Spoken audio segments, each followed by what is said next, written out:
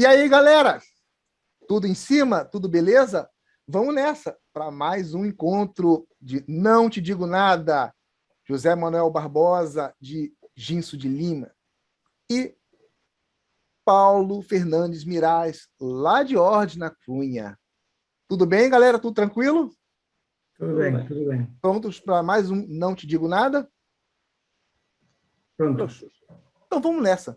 Olha, antes de mais nada, duas dúvidas. Dois lugarzinhos. Alaracha e Avegondo. Paulo, José, digam lá. Acho que ligamos co que estábamos a falar no anterior, en que comentábamos que era mellor non ter o artigo diante do topónimo. Entón, neste caso, a Laracha ficaría en Laracha nada máis, e no caso de Abegondo sí que se escreve todo xunto, ou polo menos eu sempre teño lido todo xunto, Abegondo. E ademais non está moito longe de aquí, Abegondo. Teño un profesor irlandés, bueno, non é irlandés, é escocés. Estábamos a falar tanto das palabras que coincidían coa zona irlandesa, e o meu profesor escocés, o David Clark, moi a favor da independencia, por certo, hai que comentarlo tamén. Totalmente a favor da súa opinión. E pronto, non sei se o noso querido amigo Barbosa nos pode comentar algo sobre as orixes destes dous topónimos. Claro que posso. Bom, a Laracha hai quen relacionou o nome con outro topónimo marroquino, que hai en Marrocos unha vila, unha cidade, que ten unha feición pois, igual ou parecida. Mesmo cando aquela parte de Marrocos faz parte da España, chamase Laracha, justamente, o Larache. Non? É na parte marroquina ten origen berber, non?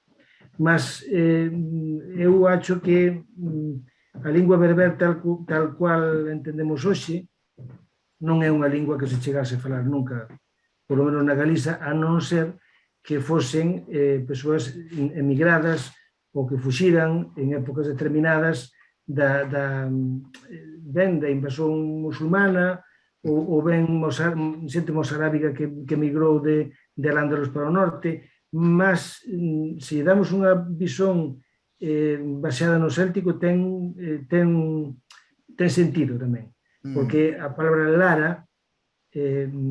podía vir de Plaria, en latín, ou Lara pode significar igual que Mag, un sinónimo de Mag, Chaira.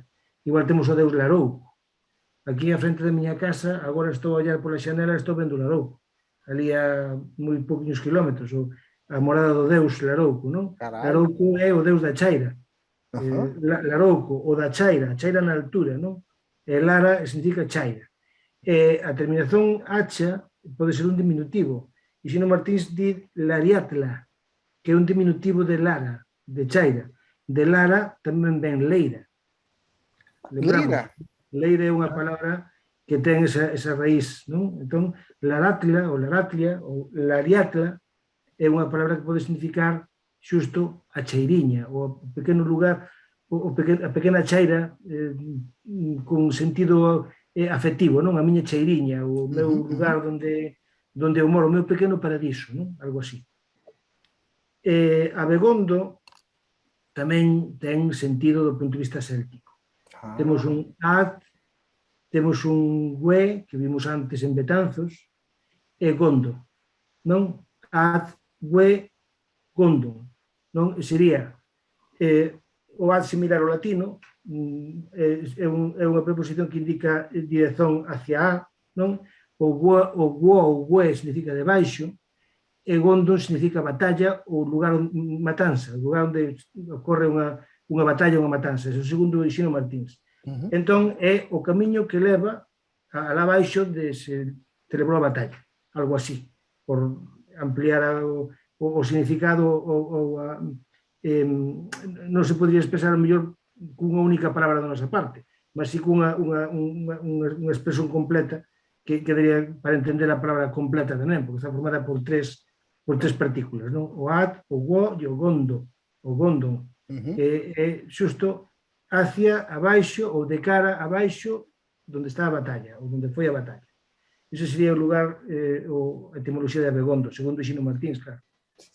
Eu achava que Avegundo era suevo, não sei porquê, botei isso na minha cabeça. Mas, Hai tamén idea de que esa palabra pode ser xermánico. Mas ah, acontece que na Galiza acontecen dúas cousas. Primeiro, xa falamos antes, non hai estudos célticos. Entón, como non hai estudos célticos, a ninguén se lle ocurre dizer que unha palabra ten origen céltico, a non ser que sexa tan clara e tan coñecida por estudos célticos de fora da Galiza que non haxa máis remedio que aceitala. E outra é que cando non se coñece unha palabra na Galiza e non é latina, entón ten que ser sueva.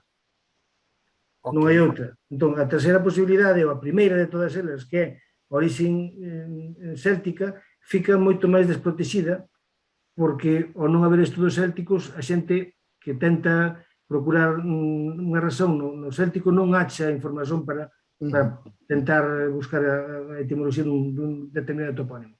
Entón, aí está un poquinho desprotexida a etimoloxía. Non está moito recorrida. Se houvese estudos célticos, probablemente moitas das palabras toponímicas que encontramos na Galicia e en Portugal probablemente terían unha razón de ser moito lógica e moito evidente. Non digo que isto o sexa, non? Porque a etimoloxía moitas veces é sempre moito especulativa, nunca se pode saber a ciencia certa como é a orixe dunha prova determinada, non se pode saber a non ser que haxa moitas evidencias, non? Mas seguimos a Xino Martins, como digo, e aquí hai unha lógica, pode non ser, podemos non ter razón, nen o Xino nin eu, o Xino por expola, vamos, expoñer ideas por a idea, e eu por comunicarla aquí, o mellor podemos non ter razón, ele é o da origen da palabra, evidentemente, mas o facto é de que está exposta. Entón, claro, habería que ver se é certa ou non, pero tamén habería que ver que non sexa certa. Sim, claro. Perfeito. Maravilha. Bom, vou agora novamente ao professor Paulo Mirais, um assunto que já foi polêmica quando a gente falou em um programa outro sobre São Genjo, mas temos que repetir porque também estamos falando dos lugares. A substituição do X ou o uso do J e do G. Para as palavras artejo, irjoa, é isso? Mugia e riancho. Vamos lá, Paulo. Ben, pois, como xa tiñamos comentado, as palabras que no galego ou portugués internacional non se escreven con X ou con X, e na norma da Real Academia Galega todas elas se escreven con X. Entón, para termos as formas pois, dos topónimos coas letras que tiveran antigamente, porque como xa explicamos, non produciuse unha mudanza. No caso de Sanxenxo, podemos ver ese uso de Gs e Xotas anterior e posteriormente apareceu xa ese X a substituir porque xa a fala da xente tamén ia mudando, non existir un padrón, digamos, a fala mesmo foi alterándose e foi mudando a forma de pronunciar.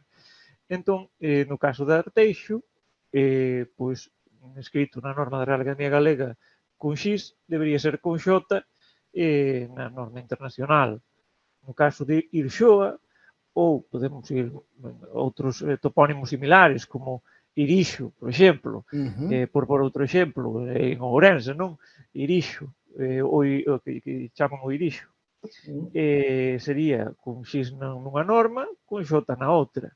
No caso de Muxía, teño visto escrito e aparecen en textos máis antigos, chegou mesmo a aparecer de alguma forma Monxía, nasal, que teño visto por casualidade por ali tamén, e aparecía con G, Monxía. Logo, pois, aparece por aquí tamén ese Moxía, que perde xa o N, e entón, pois, teríamos a forma Moxía, que é a que marcou a Real Academia Galega, mas existen diversas variantes, con G, como son Monxía ou Moxía, etc. Moxía, com O, né? Moxía, con O. Ok.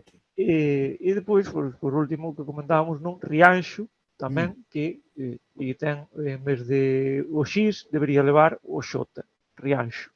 Dependendo da zona, pois sería pronunciado Rianxo ou Rianxo, dependendo se é máis para sul, en certas zonas ainda se mantén esa pronuncia, ou nas zonas do norte, o máis común, pois é pronunciado xa como un X. Perfeito. Vamos lá, então. Ok. Professor José Manuel Barbosa. Pois vamos coas palabras. Arteixo vimos que ten o art, non? Igual que Arzúa. Lembramos. Entón, Arteixo tamén ten que ver coa Ursa. Artiosa, aquel lugar da Ursa tamén. E que deu tamén, pois nesta palabra, este topónimo. É unha palabra próxima a Arzúa. Arzúa, Arteixo, teñen que ver coa Ursa. Tamén é certo que as ursas, se reparamos na concepción mental que tiñan os antigos, a ursa está no norte. Lembramos, non? A ursa maior, non? Sim. É un indicativo onde está o norte tamén, non? Ben, Arteixo está no norte. Lembramos que na época céltica o norte non era arriba, era abaixo, e era a direita. Porque nós vemos os puntos cardeais se olhamos para a posta de sol. Olhamos para a posta de sol, a direita é o mundo oscuro, é abaixo. E a parte esquerda, que é por onde o sol loce, é a esquerda, é o lugar onde está o sol pleno, non? Mas Arteixo sí ten que ver coa Ursa. Irxoa, máis que Irxoa, é Irixoa. Penso que temos aí Irxoa, pero é Irixoa, non? Temos ese pequeno... hai puntos onde din Irxoa, mas eu penso que é Irixoa, non? E esa palabra ten tamén, é un diminutivo polo terminación en oa, mas ten algo como iria, eria, ese eria significa algo fora do centro, algo periférico, de Bemperia en latín, mas o céltico perde o P inicial, eria, iria, non? É diminutivo, mas ese daría erixiola, ou erixiola, por exemplo, non? Sería aquel pequeno lugar da periferia. Caraca. Habitualmente se ten relacionado coa palabra eclesiola, non? Que podría ser tamén, que tamén dá, a lógica tamén dá, eclesiola tamén pode dar esta palabra en galego, mas pode ser latina vindo de eclesiola, latina é palabra grega, non? Pero a través do latín cristao xa, non? Sería moito máis un latín máis tardío, esa introducción desa palabra grega, de eclesia, eclesiola, non? Diminutivo. Mas a forma erixiola tamén ten a súa lógica, e dá perfectamente irixoa. Non? E a respecto de Monxía ou Monxía, tamén ten a ver porque Monxía era o lugar onde hai monxes. En Monxía había monxes no mosteiro de Moraime. Ali era un lugar moito importante, na altura, na Idade Media, ali foi a esconder, escapando de Afonso Batallador, rei de Aragón, foi a esconder o noso Afonso VII, o imperador, cando era crianza. Quando ele era mais escapar novo. do Afonso Imperador para salvar a vida, levado por Selmires. E ali ese mosteiro de Moraime, ali acolleron os frades, e Monxía figura con N pois, en non poucos documentos, xustamente porque Monxía ven de Monxe, non? E o de Rianxo tamén ten outra historia tamén parecida, ocupeime tamén de procurar, porque me parecía unha palabra moito curiosa. A palabra aparentemente pode vir de dunha formación a partir de dúas palabras latinas. Pode vir de ribus amplus, río ancho, ribus amplus, ou podía haber tamén de ribi angelus. Ribi angelus era, falábamos antes, un lugar á beira do río que é húmido, onde se plantan cousas e que están protegidos por os ánxelos, a ribeira dos ánxelos, a ribeira dos ánxelos. Está protegida polos ánxelos, por qué? Porque é fértil, porque dá riqueza. Non? Eu se tiño que escoller entre as dúas, casi gosto máis dos ribus amplus, máis que dos ribus do ribi ángelus, non? en cualquiera dos dous casos pode dar Rianxo tranquilamente, a deriva dá Rianxo perfectamente, non? Sim, sim, Mas sim. teme máis xeito o mellor do río Ancho, porque xusto ali onde está Rianxo, en tempos foi un río, mas a día de hoxe é o comezo da ría, e a ría é un río que se amplía e que se faz ría. Entón podía ter unha lógica, non? Do río Ancho, ser xusto unha ría. Caraca, muito maneiro. Adorei. Paulo, mais alguma dúvida? Pois acho que non, acho que está todo bastante claro. Fechamos bem, né, aqui, né? Gente, maravilha. E chegamos ao fim de mais Não Te Digo Nada. Grande programa com José Manuel Barbosa, Egício de Lima e o professor Paulo Mirais, lá de Ordes. Que fantástico esse programa. Adorando fazer com vocês. Muito obrigado. Gente, obrigado também pelos comentários e pelas dúvidas, dos lugares onde vocês estão pedindo para tirar a dúvida das suas origens. E a gente vai, assim que possível, responder as suas dúvidas, as suas perguntas. Um grande abraço aqui do Rio de Janeiro, Brasil, para o mundo que fala a nossa língua. Tchau, tchau, pessoal. Valeu! Tchau. Valeu! Valeu.